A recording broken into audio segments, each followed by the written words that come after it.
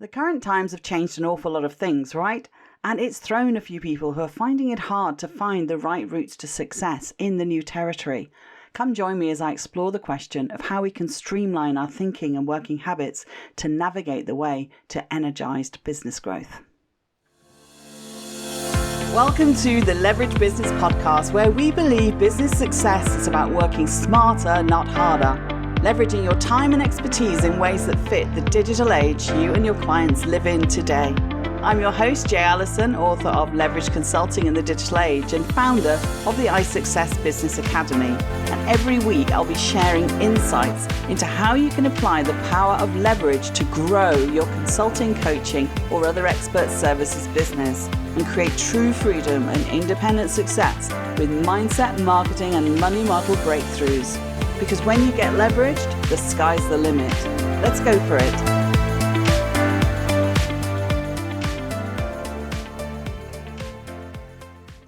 Hi there, welcome. I've taken a bit of time out at the 1 year point to ponder on the content for our second year.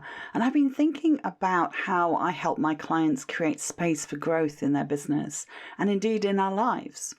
Because the current times have changed an awful lot of things, and it's thrown a few people who are finding it quite hard to find the right road to success in this new landscape that we're living in.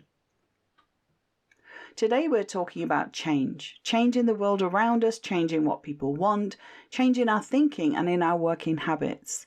Not change for the sake of it, but change that enables and empowers. And I wanted to drop in an episode where we can explore the question of how we streamline our thinking and working habits to navigate the way to energized business growth. Whenever I talk to people, clients, friends, family, it's obvious we're all terribly busy. And one of the things that preoccupies us lately are the huge challenges and shifts we're having to go through adapting to a world where we're living with COVID. For some, these are major changes, both wanted and unwanted, job moves, relationship changes, business pivots. All of these things impact our time, motivation, and energy.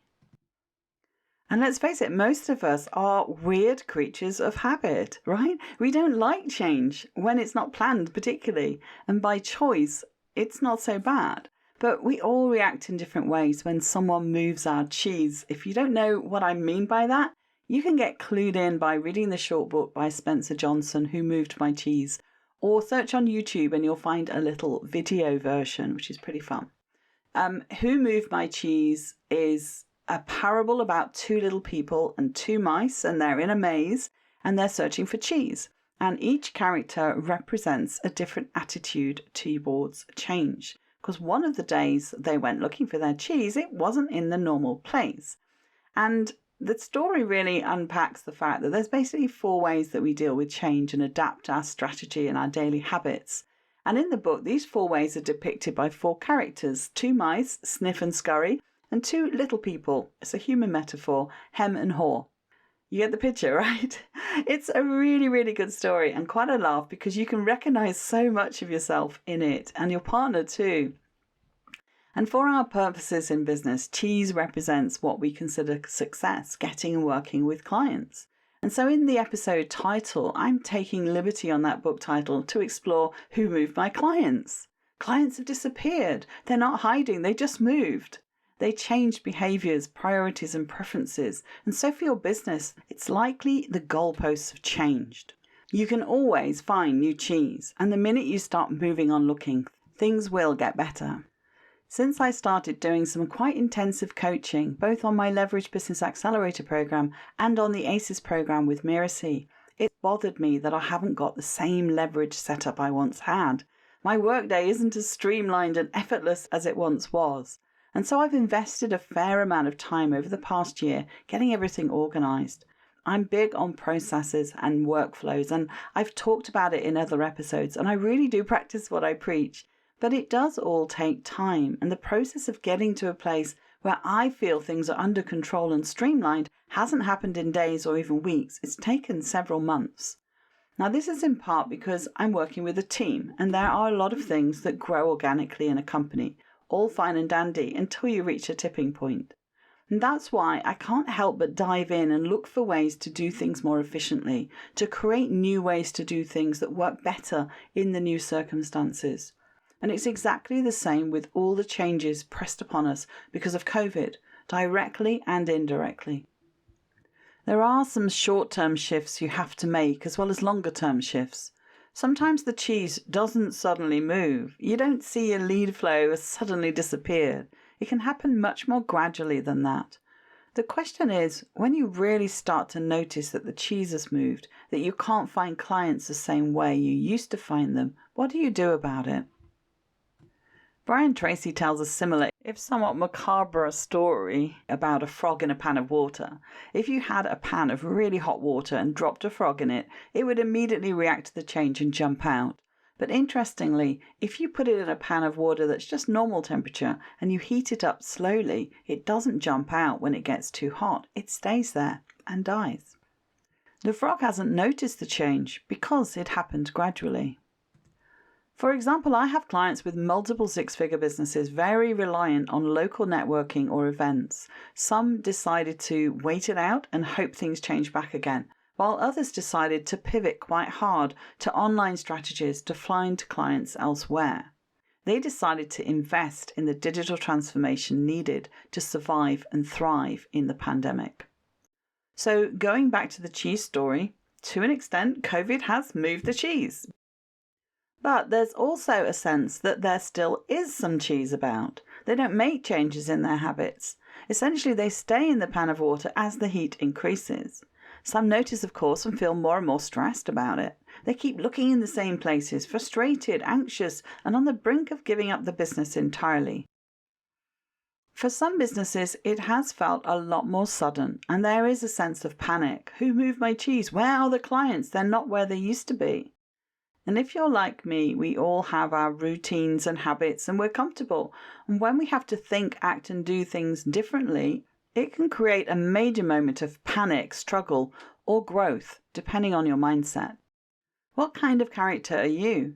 Do you hem and haw about what to do when something changes? Or do you sniff and scurry for new ways of doing things?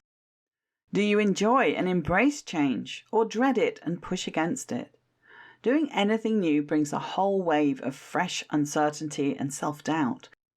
And at the same time, it can be very energizing and create space for growth. This past year, changes have felt out of our control rather than happening for the right reasons. It throws us off our game. There's no doubt about that. We need to streamline our thinking to navigate our way to new working habits, to deal with change in a more positive way, even if we didn't know what hit us.